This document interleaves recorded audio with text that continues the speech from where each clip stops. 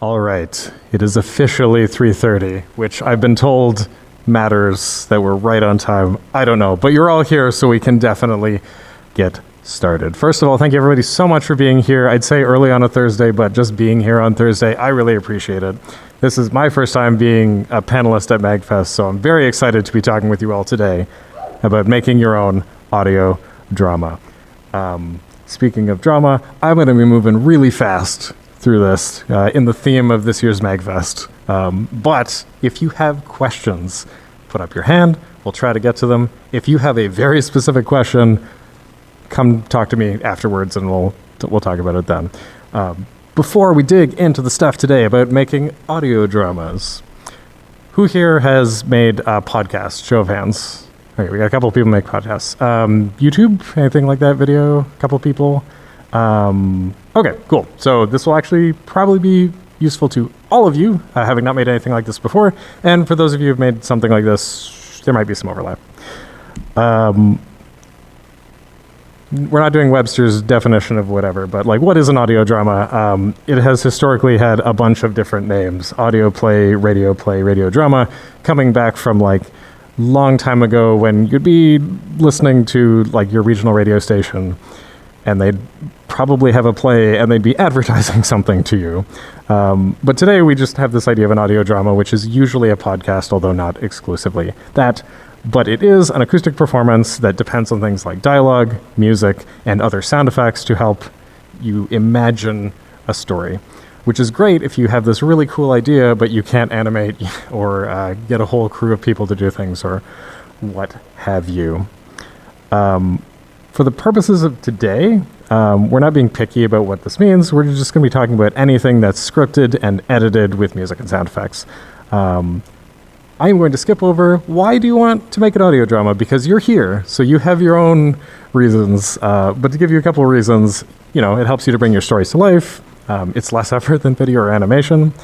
You can do it remotely. You don't have to have everybody in the same room to make something like this. In fact, the examples that I have here, none of the people are in the same room.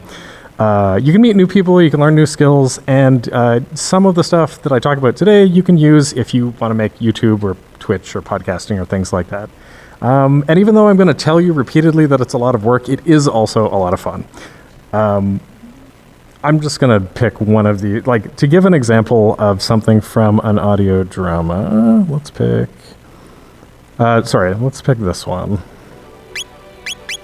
A mysterious young woman, controlled by the Empire and born with the gift of magic. Her name. My name is Tara. Impressive. I've never heard of anyone recovering this fast. Open up. Give us back the girl and the Empire's Agitech armor. Empire? So you don't need to know too much about what's going on in that scene, but you can hear there were people doing voice acting, but we take all these different elements and somehow, even though there wasn't a dog in the room or anything like that, we've got a story that we're able to start telling. I'm going to talk about the whole process today. I'm not going to have a lot of time for everything, but I'm going to talk about the whole process to give you a sense of the level of work that goes into things. And the work that you do when you make your audio drama may not be this involved, but it'll look something like this. I'm also assuming that you are the only person working on this. If you have the benefit and can find other people to help you out with it, that is fantastic, because this is a lot of work. But I'm not going to assume that finding people to help you out is an entirely different skill set. Largely, when you're making an audio drama, it kind of falls into this production pipeline, which you might think of something for a TV or a movie or something to that effect. You have an idea, you write a script that can be as detailed as you like it, you cast, you find people to fill the roles that you want for your audio drama.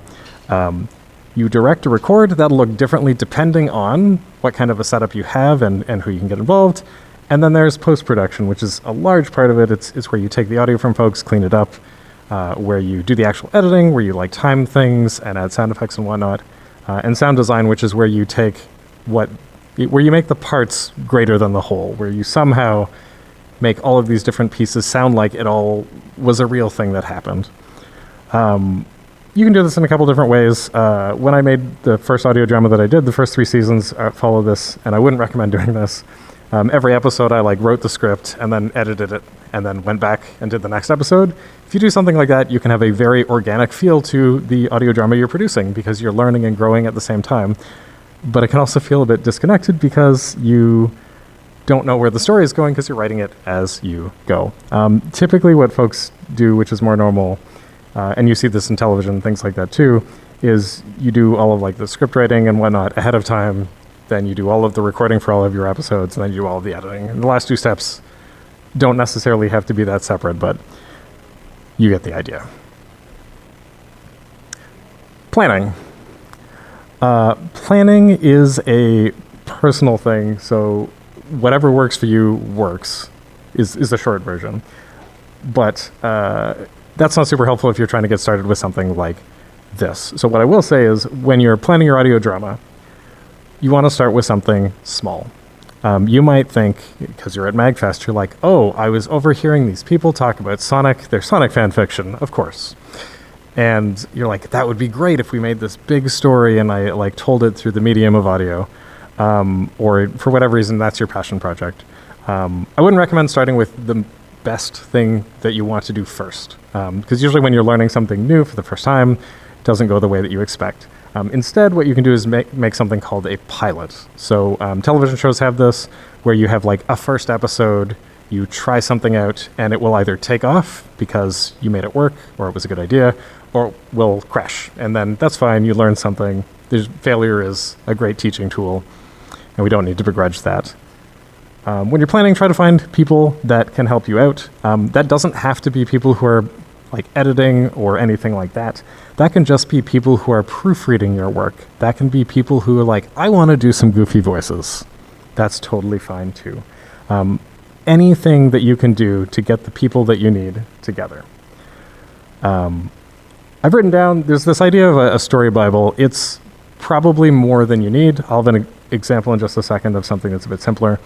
But having this document, even if it's just 1 page, that talks about what your audio drama is going to be about, so that anybody who's helping you out with this, if there are people helping you out with this, can come back to it oh, this is what this story is about.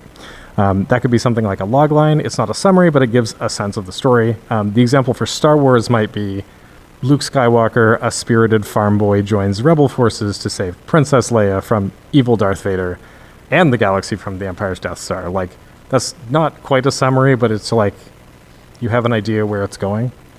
Having an idea like that helps. Knowing the setting that your story is going to be in, that can also impact the amount of work that you want to do. If you're making a story about in a setting that's in space or in fantasy or sci-fi, knowing that will help you understand how you write the story, but it'll also help anybody who's helping you with that. When you're building the soundscape, you're well, it doesn't make sense to have laser sounds in medieval times, as a basic example. Characters, having a sense of who you want in the story, even if it's just a 1 or 2 sentence description, and an outline, how you think the plot's going to go. This sounds like a lot, and the next slide has examples of what that actually looks like. When I can show you what I did when I started. But lastly, consider constraints. If this is your first time doing this, your biggest constraint is probably time. I can work on this an hour a week. I'm the only person working on this. Thinking about those things impacts how the trajectory of your work can be made. This is a little hard to read, and I won't read it all out loud, but I will talk to it. This is what I had for the main audio drama that I produced, the Zeal Archives. I just knew that as I am going to have a story. The story is not super important, but I want to have a loose story. I want it to be fun, and I want it to be something that I'm passionate about. I really like a game from the 90s called Chrono Trigger. So the story resolves, thank you, a bit around that. And I included the theme is these people are trying to escape from a world that they're trapped in. So it's about new beginnings. I had a very loose idea of how the plot goes. I'm here's the beginning, here's the end. I'll figure out the middle as we go. There's an idea in writing of plotzers and pantsers. I was definitely a pantser for that. And then I tried to like fill in the beats as you go. You don't need something complicated. You can just have like a couple lines so that other people working with you have a sense of where things are going. A big part of doing an audio drama is, I think, the script. And it's not because you need things to look very professional, like on the right-hand side, like it got pulled from a movie shoot or something like that. It's that how you lay out a script tells people, the director, it tells the actors, it gives a bunch of information that guides performances. The example on the left is one of the first versions of a script that I wrote from the first season, and the second was from near the end of the third season. They both convey the same information, they just do it differently. But in both cases, they give you a couple key pieces of information.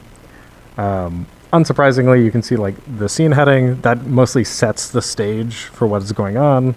X is just exterior. So it's like, oh, it's in a ruined cityscape. So when you're thinking about it, it's like, okay, so there might be windy, or there might be like scrap metal. So you might have things jingling in the wind or something like that. You have characters, which is mostly just so people know who's talking. There's no surprises there. You have actions because you can't, that's the only way you can convey what's going on. It's not like prose. You're not writing a long block of text to tell people, oh, he did this and then he did this. You can only kind of give directions. And people can and work with and expand on that. And dialogue. And we'll talk about dialogue a bunch because it's probably the most important part when you're writing a script. There are also things called parentheticals, which is just like an interesting little aside. Parentheticals give direction for actors. Up there, they're fairly straightforward, like, oh, we want the actor to giggle, or like do this in a worried tone, or like they're wincing because they're injured. If you're working in an environment where you can directly control or work with the actor, you can give stage direction when you're talking to them, but if you're giving them a script, they don't have that. If you're auditioning, which we'll talk about, you don't have any way to give people a sense of how they should feel. And sometimes that matters and sometimes it doesn't. One of the advantages of using parentheticals like this is that if you're working with people who are, for example, neurodivergent, sometimes whether it's autism or ADHD or anything like that, it can be hard to pick up on nuance, like sarcasm. And so if you want the character to indicate that this is very clearly sarcastic, you can use a parenthetical. But it's also really useful in the case that I just mentioned, which is in where you're not working directly with someone.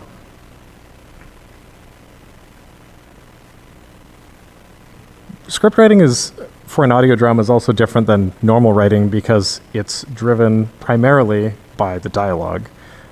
When you're watching a movie or something like that, you can see things, and sometimes even just a flash of a page of a book or something can convey a lot of information. The expression "a picture tells 1,000 or is worth 1,000 words" is really kind of true in that case. It's not true when you can only communicate with audio. An example that someone in the audience had mentioned is like, oh, they got into the yellow car. There's no sound for yellow. It's not something that is going to work. When you're writing the dialogue, you can do things like add music and sound effects to enhance the dialogue, to enhance how that tells the story, but it can't be the only piece of the puzzle to use those sound effects. In writing, there's this concept of show, don't tell. And I know there's a lot of controversy around whether that's a good idea or not. But when you're writing an audio drama, sometimes you just don't have a choice.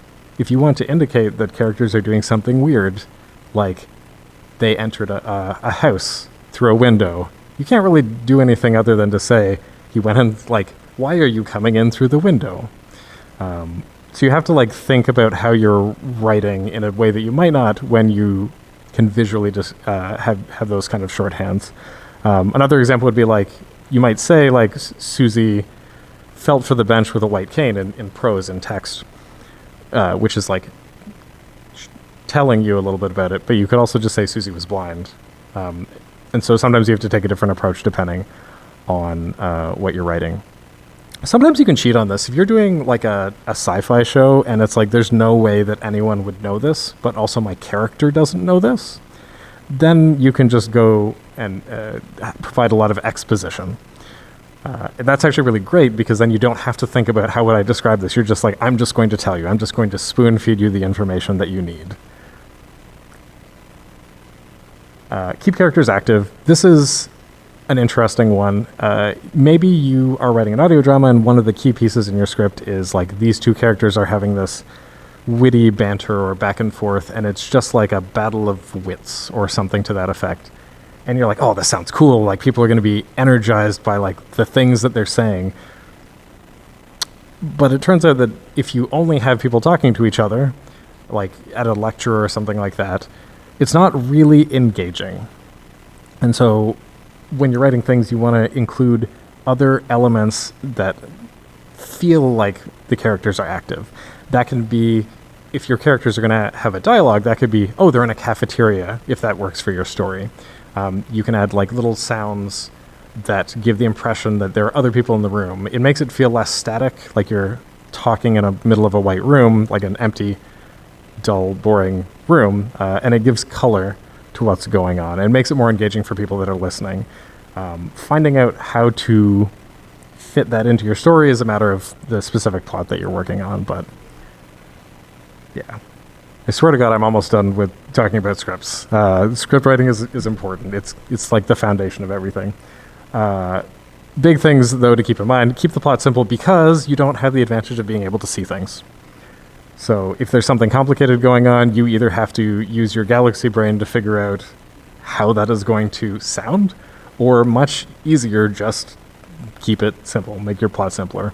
By the same token, you might be like, this is great. I'm doing a audio drama that's like an anime, and I have a team of 5 heroes against these 5 villains, and they're all in the same scene, and they're talking to each other, and they're having this dramatic speech, and please don't do that. You might think it's clear as day who is talking to who and who is who, but when somebody's listening to this at the end of the day, they're going to have no idea. And this is assuming that you have a cast of distinct voices. If you have people and they're doing multiple roles, if you've ever seen like a Disney movie and heard like Jim Cummings or Ellen Tudyk, or you've watched something and Matt Mercer is in it, you're like, there's Matt Mercer, there's Matt Mercer, there's Matt Mercer. Thank you. So you have to keep that in mind. Like, you may not have distinct voices. Typically, about 4 people or less in a scene is fine. You can have those characters spread across multiple scenes, but don't have them all in the same spot at the same time. And even when you do have that many people in a scene, you're going to have to like dial up the amount of times people are saying their names. Normally, you'd be like, "Could you please grab me something?" But you might now have to write in your dialogue like, "John, Jane, could you grab me this thing?" Which sounds awkward when you say it, but it's going to help the listener when they're trying to understand what's going on. There's like a balance in terms of how much is too much, but generally providing more context is helpful. In terms of writing, a page of scripted dialogue is about a minute of audio, approximately, give or take 20%. So don't write 100 pages unless you're prepared to do hundreds of hours of more than hundreds of hours of editing at the end of the day. Avoid long dialogues. They just suck. They're not interesting to listen to. You can be pithy. You can come up with shorter, more precise, more distinct words. It's just not interesting to listen to. Sorry, there was another point that I was forgetting about. When you're conveying things like action, you have to think about how that works. If you want to have a giant fight, you might have to like narrow it down. You like reduce the amount of emphasis on the action and focus more on like the things that people are saying, or the action, like you might have impact sound effects that punctuate something that's happening but are not the whole part of the story. You can't have like a Matrix style Neo fight communicate really well over audio because there's just not enough bandwidth for it to be conveyed. And otherwise get help. In particular, if you're writing a story about people that don't have the same experiences as you, that might have different lived experiences. For example, if you're writing about queer folks and you're not queer, try to get people to, they're often called sensitivity readers, but people to like read through your work to make sure that you're representing that work well.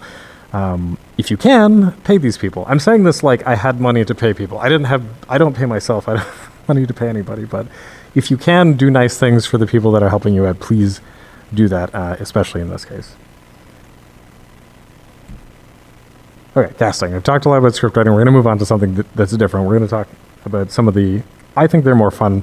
I mean, it's all fun parts of the process. It depends what you enjoy doing more. Casting. So when you finally have a script or some idea what you want to write about, you can hold auditions. And even if you're just doing this with a bunch of friends and you're like, it doesn't really matter who does whichever voice, auditions are nice because they help you to find the best role for the best character, best person for the best role. Because even though your friend might do a really impressive voice, maybe they give a better performance for a different character. When you're doing that, it's important to give as much detail as you can to these people that are performing the auditions. If you can provide, like, here's what the audio drama is about, you can give them your story Bible if you have it. But telling them about things like, how long is this going to be recording for? How many episodes? Like, how often do you work on this? Any information that you can give them, and a deadline. You should always give a deadline because even if you're like, I need this tomorrow, it helps people understand if they want to participate or not. Also giving them details about, like, what should the recording look like? How should I format the file? Like, these sound silly, but they help you organize things later.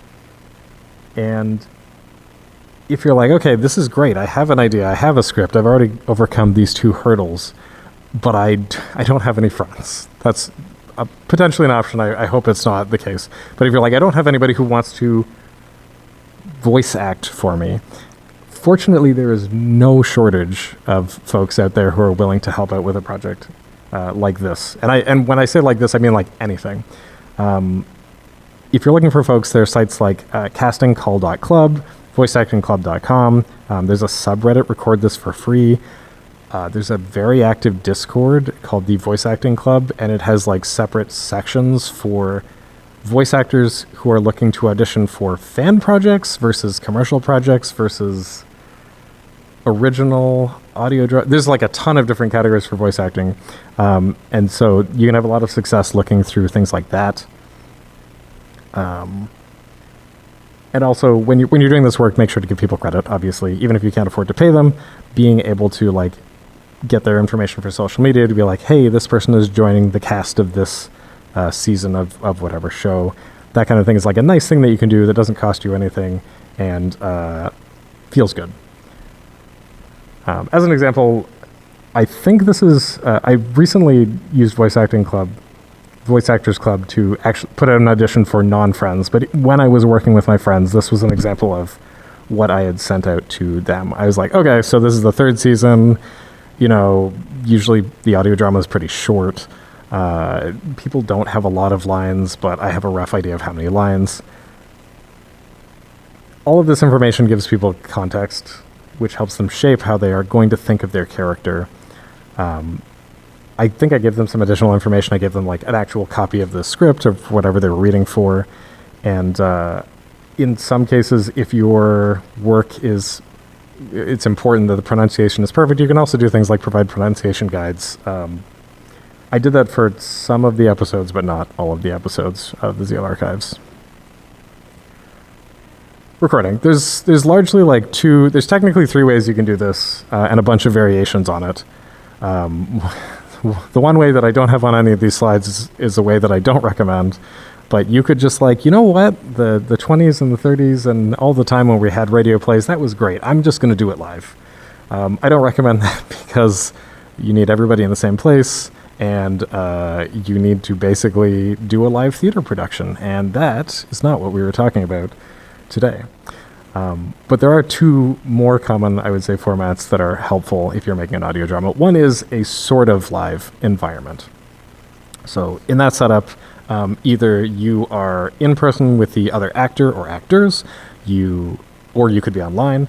But as the person directing this performance, you can get real-time feedback. So people are reading their lines and recording them, and you're like, oh, that was great, could give me more of X or less of Y. If you're doing things with the whole crew, like you somehow have managed to coordinate everybody's schedules and you're all together in the same room, then you can like play off of each other. Sometimes the script as written, like, sounded great when you wrote it, doesn't sound so great when people are talking it through, and people can like tweak that and adjust their performances accordingly. There's a lot of benefits to doing things like this, but it's also a lot of time. I don't know about any of you. I'm a busy adult with many important things to do, and scheduling everybody is not a thing that I'm particularly good at. And also, it's kind of like the perpetual problem. It's like, I would like to play D&D. It's like, great, I'm available 6 weeks from now. Hard to manage. Also, it's possible that having too many people around can be distracting. If you don't have a recording set up, it can be noisy. It can cause other problems. If you happen to have a studio because you have a lot of money, I don't, you can have some other benefits of recording live, either with an individual or as a group. You have a consistent recording environment that helps out later, but the downside is expensive. If you have one, you're probably covered, but there are places that will let you record professionally. It's probably not worth considering. I can tell you more about what I did, which is the recording setup where you do everything pre-recorded. And in this setup, what you do is you say, hey, voice actors, I have a script. Here are your lines. Please record them this way and send them back to me. And then you don't have to worry about anybody's schedules. You don't have to worry about anything other than did they record the lines. You can check them and do that. The advantage of that is it's really easy to manage. The downside is there's a very long feedback loop. If I get a bunch of recordings in, and then 3 weeks, the person, or I send feedback, it's like, this was great, but your mic cut out at this point, then I might have to wait for the other person to get back to me. Yeah, that's probably the biggest downside of it, but you could usually kind of reap half of the benefits from one process and the other, depending on how you do things. I'll talk about that more in acting. A couple tips on recording if this is just you, or if you are working with other folks. There's all sorts of things that you could talk about when it comes to recording a professional podcast, YouTube, audio drama, etc. But I think these tips are pretty consistent regardless of what you're doing. The biggest thing is being consistent. It turns out that people are pretty tolerable for like a wide range of audio circumstances as long as it doesn't change that much and it meets a certain threshold. And so, like, even if your room has a fan that's constantly going, or AC, or like, I don't know, you live at an airport, and like the plane keeps flying overhead, as long as that's what people can come to expect, that's fine. That's not to say that you can't do things to make it sound better, but it's more important that it's consistent than anything else. Another easy one is softening hard surfaces. We happen to be in a room that's okay for that. When you're recording, sound bounces off of things. In this room, there are a lot of hard walls, and the sound just goes right off of it.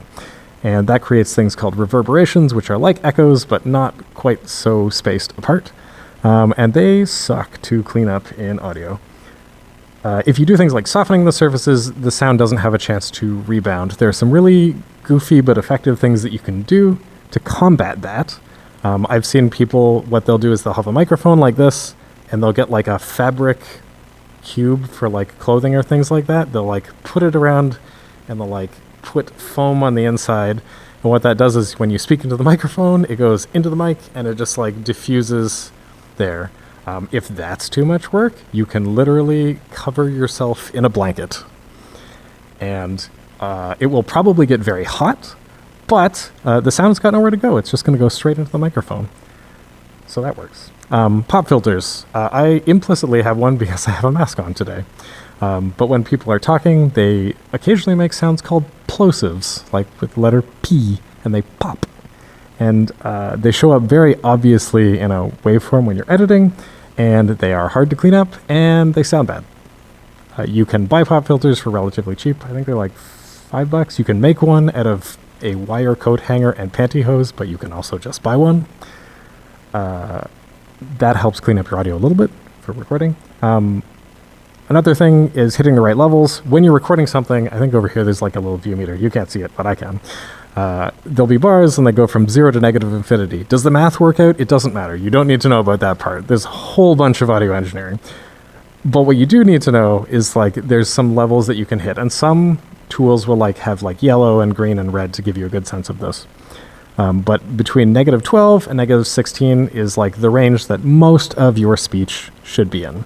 Because what that does is if you were too quiet because you happen to pull away from the microphone, or if you were too loud, then there's enough room to like either bring it down or knock it up fairly easily. The other thing is room tone. It's pretty easy. You just record a couple seconds or like ahead of time, and then if there is something that's noisy in your environment, like a fan or air conditioning, you can use that to kind of like negate the sound later, and to clean up your audio. These are mostly like more audio engineering tips, but they're useful, and most of them are not that hard to implement. Okay, acting. I'm not a professional voice actor, but I have done a bunch of voice acting for the audio dramas that I produce, and a little bit on Twitch, and I've been to a bunch of panels just like all of you with voice actors and producers of video games and things like that. So I can talk to what has worked for me and what is useful from the perspective of somebody who is not getting paid to do this. When you're acting, there's a bunch of different things that you can do to just make things slightly easier for yourself. The first of which is just read everything that you have out loud. You might say, hey, of course I would do that. But by reading everything, your lines, the other characters' lines, all of that, it helps you to understand the scene better. It helps you to work towards understanding your character better.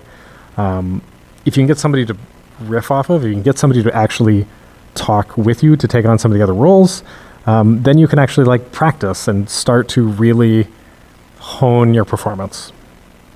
Warm up your instrument. I say instrument, it's technically an instrument, but it's your voice. Good example. I didn't do any warm-ups or anything like this. I'm just talking with you for like most of this hour.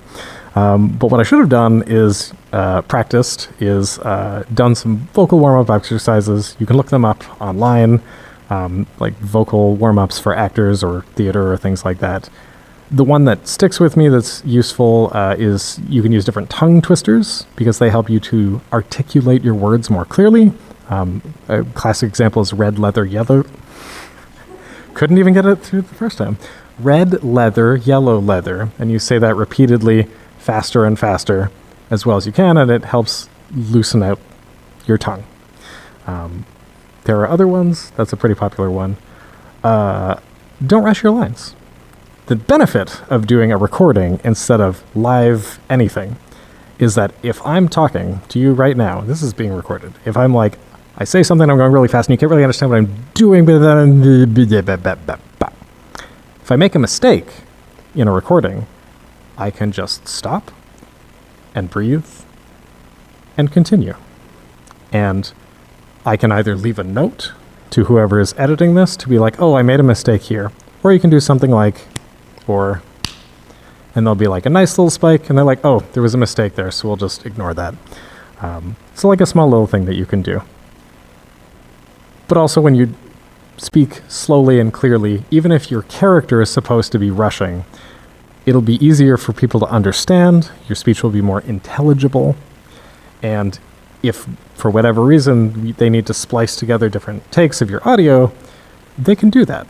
They can't do that when you're speaking a mile a minute and there's no pauses between your words. This one came to me. I've been to a bunch of panels and one person was like, okay, we're gonna act in front of everybody. And it's like, okay, I want everybody to get really mad, and people are like, grrr. And you're like, that doesn't really sound angry. And so the way that a lot of professional actors get into different emotions is they get physical. And sometimes it's not immediately obvious how different emotions tie to different sensations, but you can generally get a sense for some of them, right? Like if you are angry, like that, there's tension there. So you can like, ball up your fists, you can feel it in your body. And then when you have to do a line that's angry, you can kind of like tap into that, or you can physically tense up and do that. If you're sad, you can like hunch over and you can make yourself small. And that kind of gets closer again to that emotion. Whatever works for you is what you can do, but it turns out like when you see voice actors professionally and they're like moving around with their hands and you're like, why are they doing that? Nobody's even seeing this. The answer is because voice acting is acting, and a lot of actors, like, you need to get physical. Don't do a voice. You may have a voice that inspires certain characters. But you don't have to do a voice. You don't have to be like, Kermit the Frog here. We're doing a line reading for whatever. You don't have to do that because every character is unique. And again, if you've heard like Matt Mercer in anything, you're like, I know that this is the same person, but they're changing the way that they're speaking. That can be as subtle as the pacing of the speech and the way that they're talking and the rhythm. It can be like elevating their pitch. It can be talking more from the back of the mouth, or it can be talking more from the nasally part, like your larynx, your mouth, lips, etc. Like huge complex system that can generate a variety of different sounds. You don't just have to be like, just imitate this person. Something that I've been trying very hard to do, which is a good tip for acting, especially when you're acting for audio drama, is mic control. When you're recording, you want to have the mic, you're generally speaking into the mic or slightly off axis, which is just like not directly, but like just slightly off of it. And like I was mentioning, if you're getting really loud, that was already too loud. But if you're getting really quiet, you get close to the microphone and you try not to bump the microphone because it doesn't help anybody. But like it's kind of a skill, like learning to have mic control, whether you're holding it or whether it's sitting on a podium or something like that. Being aware of when you need to pull back or get closer. Reference lines. If you're running your own show, you can do this. It's a useful little tip. If you have a long-running thing that you are producing, and it may be that people forget what their characters sound like because it's been a long time, you can like take a line from the first season or the first episode, and you're like, this is what this character sounded like. And then when they go to do their next recording, they can be like, oh yeah, that's what this sounded like. You can also just create your own reference line. This is a goofy example, but I was chatting with some friends the other day. The character is like a vampire. And so he's like, okay, well, blah, blah, blah, blah, blah. And it's goofy, but like as soon as he says that, he knows exactly what the character sounds like. A goofy, like cartoon Adam Sandler vampire. And that's effective. Oh, and hydrate. Like this came up in the panel beforehand, but like you're probably not drinking enough water anyway, so do that. It'll also help avoid your voice, your throat drying out, being hoarse, getting sick, etc. So just do that. I'm going to blitz a little bit through directing because I haven't done too much of it personally because a lot of my work has been asynchronous. And in this situation, we're also talking where you are mostly the person driving all of this. But in the event that you're the director and not the showrunner and doing anything else, do your homework, read everything that's available to you. Don't be afraid of improv. Sometimes people come up with some good improvements to your lines, whether it came up spontaneously or they're like, I was reading the script and I changed it. Go for it. Give direction. This doesn't need to be like a very nuanced thing. It doesn't have to be, I need you to imagine that your puppy just died and it was the 4th of July and the cherry blossoms were in bloom. You don't need that. One of the really surprising things to me is I was in a panel and it was a voice director for Square Enix. It might have been a director, but it was somebody who was casting people. And his direction was just, give me more. Give me less. Be quieter. Be louder. Like, doesn't have to be super nuanced. People are more than willing to like give you more or less. And so just give them little cues. Keep up the pace. Sometimes things seem really good in the writing. When you go to recording, it's like you have a long dialogue and they're talking like this, but you don't notice. So one of the things you can do as a director is like, yeah, I need you to speed up. 2 things that I found really useful for pre-recorded setup is a series of 3. So when I give somebody the script, they have their line, and you would start by like, okay, please record this line and give me 3 different takes. If the line was like, he went to the store, you'd say, I just need 3 different variations of that. Like, he went to the store. He went to the store. He went to the store. And those aren't that different, but when you're going to edit, if you're doing things in an asynchronous way, that gives you something that you can work with. You can either take the one that you like best, or you can cut the different pieces apart and make your own take. You can make a Frankenstein take. You make a composite take. Yeah. Okay, I'm going to talk about audio engineering, but not in too much depth because that is its own magical field, as is very succinctly described by this slide.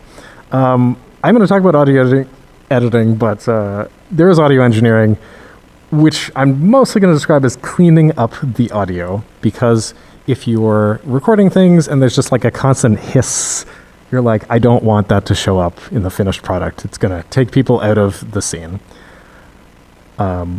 There's this, I think I got this from a Twitter thread when Twitter was Twitter, from Eamon Layton. And but the information that was presented is still useful. And so, like, a compressor takes loud noises and makes them quiet. A noise gate cuts out anything that's too quiet, whatever quiet means in that case. Normalization makes everything the same sort of volume. A de-esser removes S's. What a concept. Reverb is like that weird little echo thing. There's actually a thing called convolution reverb, which is for really complex examples of that. Like in a stadium where it's not echoing against like two walls, but like multiple different shapes. Everybody knows what an echo is. EQ doesn't really show up very well here, but it's like making certain frequencies sound better or louder or quieter. And mastering is just magic. Like, I don't know how it works. Mastering is making things sound good in different environments. If you're listening to something over these speakers, will sound different than listening over headphones, will sound different than in your car. People that do that are magic, and don't worry about that if you're making an audio drama. But to give an example, I think I have this. So like, I have a raw recording of just somebody doing their line. Oh wait, hold on. Oh no, I didn't download these. But if you're interested, I can talk to people afterwards. I do have examples, just not for that. Mostly when we're doing audio drama, we're concerned with like compressors, noise gate, normalization, etc. So if you are talking and there's like lip smacking sounds, you can use a noise gate to remove it and things like that. Okay, we're going to talk about the science. No, we're going to talk about the art of editing, because it's not a science.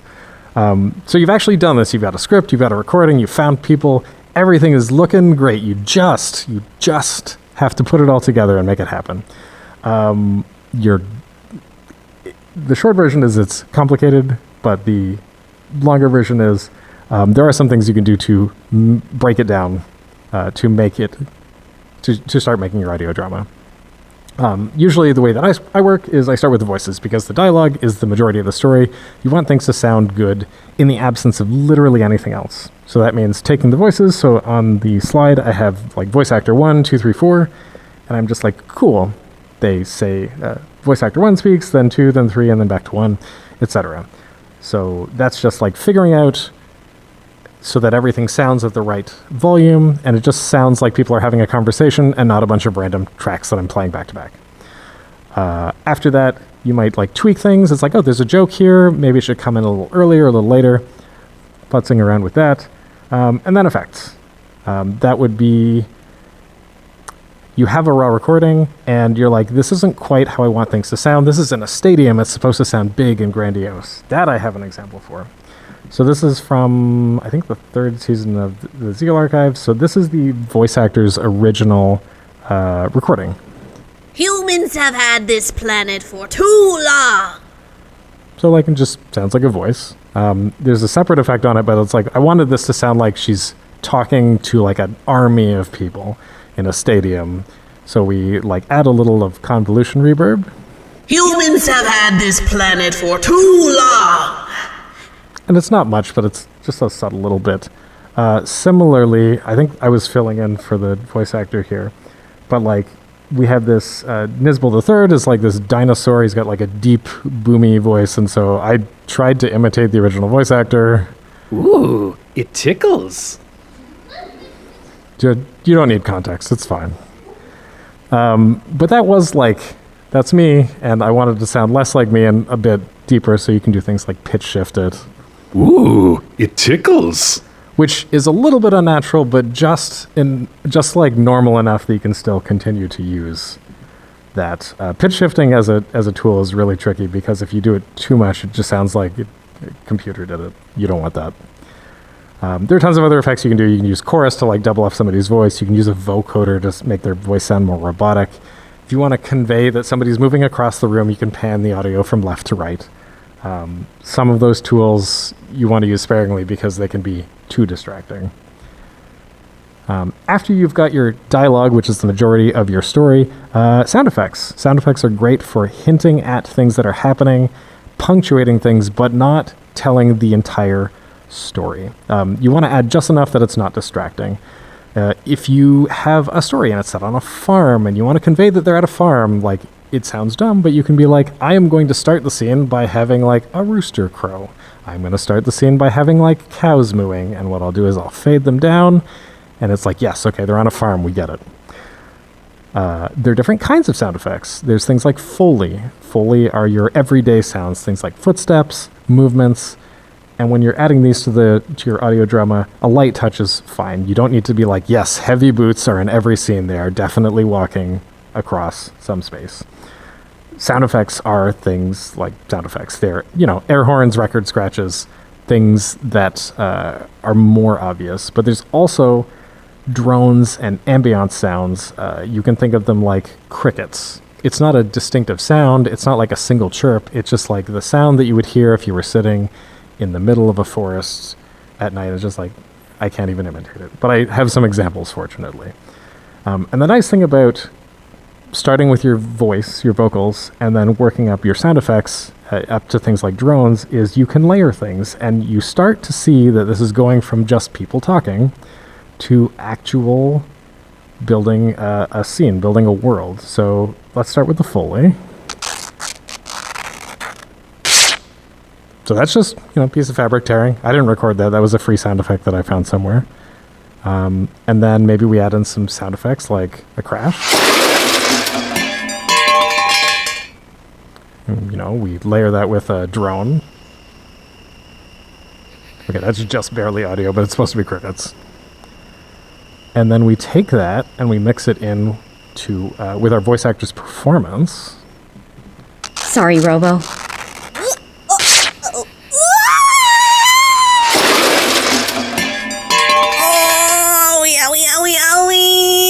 And throw, like, if we would have just had the vocals, you probably would have got the idea somebody fell down onto something and broke it. But, like, every little piece, the ripping of the fabric, the crashing sound, all of that layers up to, like, oh, cool, the sound, like, did we record that somewhere? Absolutely not. Those two people weren't even in the same room at the same time. Okay, sorry, I lost the slides here. You can find a huge set of free sounds online. There is literally a site, freesound.org. The nice thing about that is you can actually filter by license. So you're like, I want sounds that I do not have to pay for, or I want sounds that I do not want to attribute, or whatever. You can use that. I think, paradoxically, Adobe also provides a set of royalty-free audio assets. You don't need Adobe or anything. If I can find the link, I'll post it somewhere. But like, if you Google Adobe free assets, I think there's like a dozen multiple gigabyte large files of sound effects, which is useful. Once you've got your story, you're telling it through audio, through the vocal performances, you have sound effects, you have drones and things like that. You can add music. You might be like, yes, music is great, add it to everything. Please don't. Music is a lot, and so you want it to make sure that it adds to your story and doesn't detract from it. And also, from a legal perspective, make sure that you have a license to use it. You can find royalty-free music on YouTube.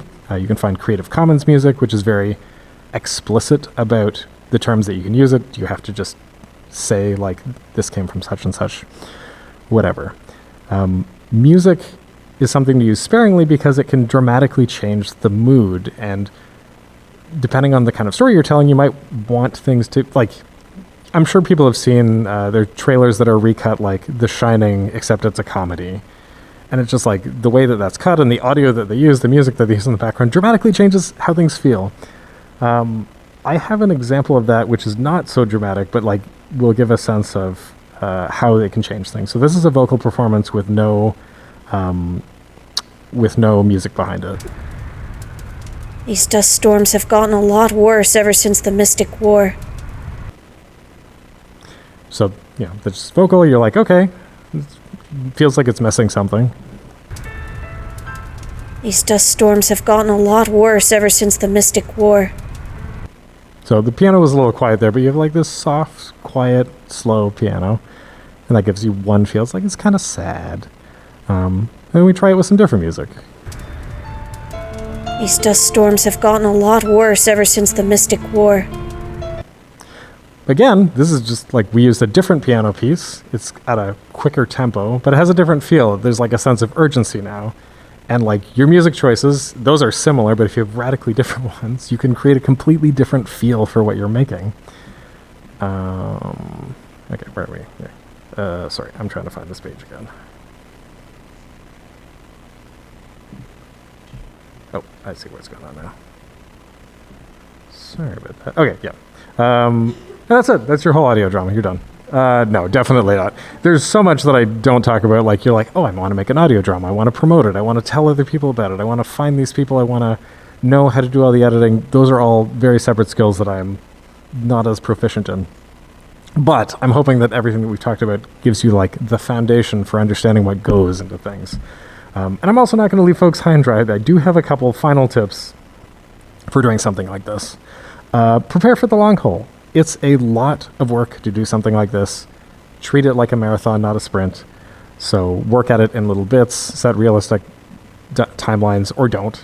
And by don't, I mean just like, I'm going to work on this when I can.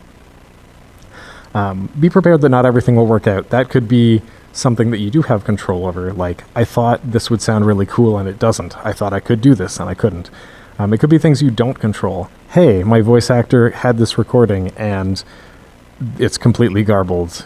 Or a good example was for season 4 of the Zeal Archives, which I'm working on right now. I'm like, great, can you join us again for this season? And the voice actor is like a member of the main cast, and they're like, no.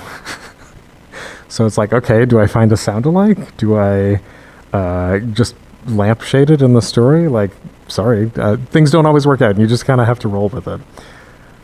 If you're producing this, keep a backlog.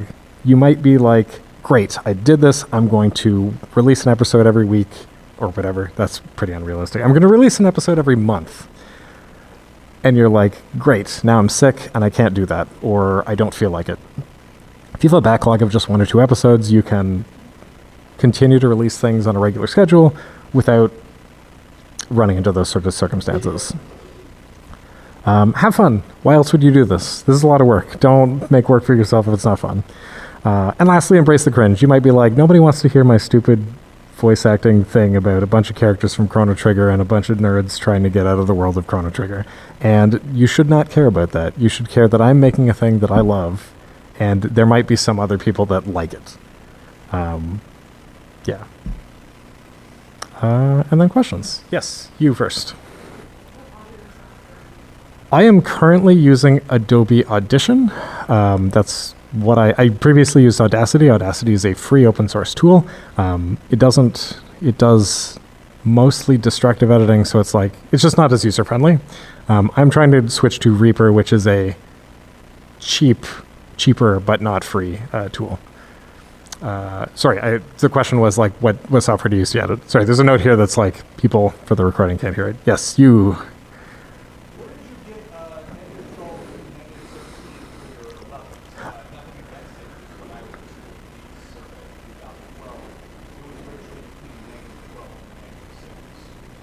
Ooh, interesting.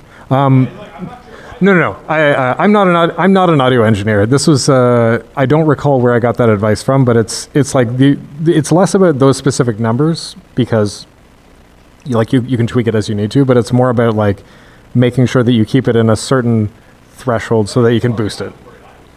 No. I think there's also a difference between producing for live production, like doing something like Twitch, and for like recorded production, and the equipment that you have, because some microphones are more or less sensitive than others. And so if you have a sensitive condenser microphone, you can probably afford to use a lower noise threshold than something else. But I'm not sure. That's a good question. Oh, that's another good. Yeah, that's... Yeah, okay, so...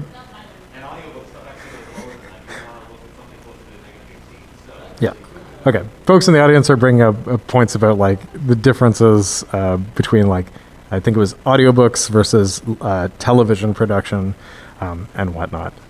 Other questions that folks have? Going once? Going twice? Okay. I didn't talk about it too much. I'm Nick. If you're trying to find me, that's my handle on Blue Sky. I stream weekly on Twitch. I'm a variety streamer, and right now we're playing through Ace Attorney. So if you want to hear a bunch of people do a bunch of mostly voice acting, but also goofy improv, you can check that out. I run an annual charity live stream, raising money for Trans Lifeline, playing through Chrono Trigger, and I'm making the audio drama that I mentioned, the Zeal Archives. But if you have any other questions, you're welcome to come up to me afterwards. And otherwise, thank you so much for making my first panel here a wonderful panel.